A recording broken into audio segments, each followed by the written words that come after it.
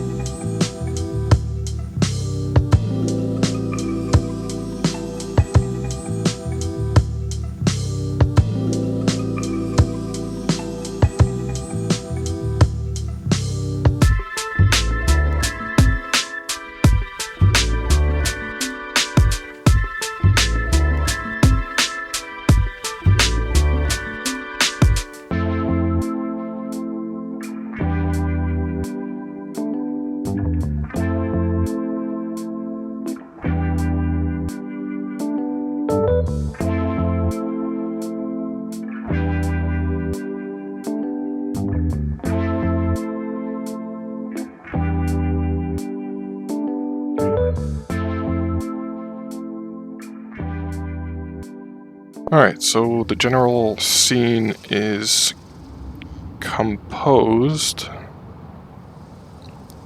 So we've got a few different things going on here. So with the experimental update, there's something pretty cool now. They've added back in the emotes that they kind of originally were showing or hinting at in previous updates. They added a whole bunch of different ones.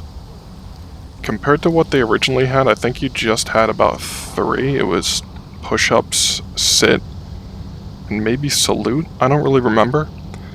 But with this update, you actually have a few options to kind of make the character loiter, they call it, smoke. Just having these guys stand around, these guys standing. This guy has actually got a seat that's part of the emote, so you can tell a character to sit down and the seat will just appear. This guy is set to loiter, so he kind of will look like he's bored. I think I might go back here and actually turn on the idle animations for this one, because I didn't put any sort of emotes on him. We'll quickly do that. Do the same thing for this guy.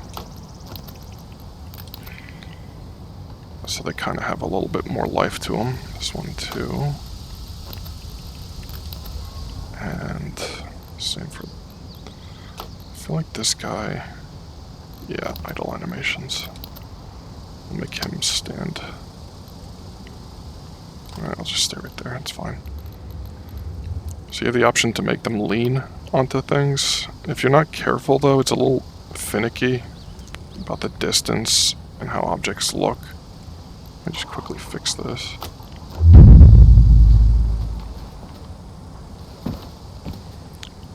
Just so it's explained, to emote, I have it set to right on the D-pad, then right bumper, or R1. I think you have to set it manually. I don't think it has an actual keybind by default. We're going to go to emotes instead of gestures, and we're going to go to lean right. What it'll do is it'll start to move, and then it's probably as good as we're going to get it. That's fine. Alright. There. So we kind of have everything in place. So, general thing I'm going for here is you have an officer talking to 2 civilians. He's protected by a whole group of soldiers that have garrisoned this Soviet military base.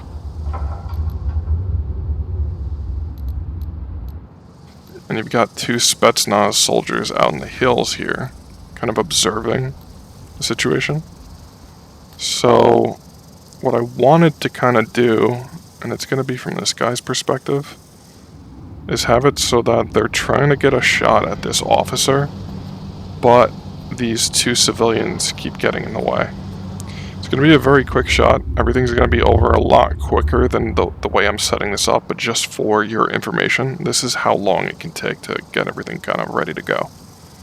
Another thing to keep in mind is when you're in the camera mode, if someone actually controls that character and starts talking, their mouth is not going to move by default. What you have to do is you have to be in the world and you have to be next to that character as they're talking. There's also another engine limitation or some type of bug that they have in place. So, for example, if I drop down an AI, drop down 2 AI, set them up so that they're supposed to be talking to each other. If I have one player jump into this guy, and one player jump into this guy, and then both of them turn on their microphones and start talking, I will not see their mouths moving by default. What I have to do is I have to drop down a character within proximity of these 2 characters. I'd say maybe like 50 feet. Once that's done, when they talk, I'm actually going to see their mouths move and I'm going to hear the audio. So just keep that in mind. And I'm going to get filming. So I'm going to start trying to do that really quickly. I'm going to write out a script here. I kind of had the idea already. I'll show you the final product once it's done. Looks like he's talking to the governor. I thought I recognized that fat head. You 2 nuggets want to tell me what the you're doing in my base? How dare you talk to the governor that way? It's okay, Alfred. I can defend myself. But apparently not your f***ing island. We're getting a little tired of coming down here and bailing you guys out every 10 f***ing minutes. Let's get on the horn with base, let them know we can't complete the mission. This is Dynamo 2 to base. Do you read? Over. We read you, Dynamo 2. What's the situation? Over. We have the governor down here. He's blocking the shot. Over. Give me a second. Every time we f***ing do this, it's the same thing, week in and week out. Oh my god! I'll be damned. That's confirmed. Target's down. Dynamo 2 to base. Enemy officer, KIA. Over. Perfect. I'm gonna go take a nap. Over and out.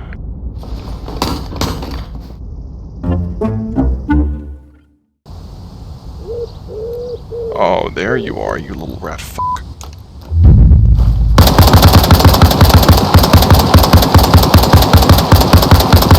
And never come back, you. Oh, he's coming back.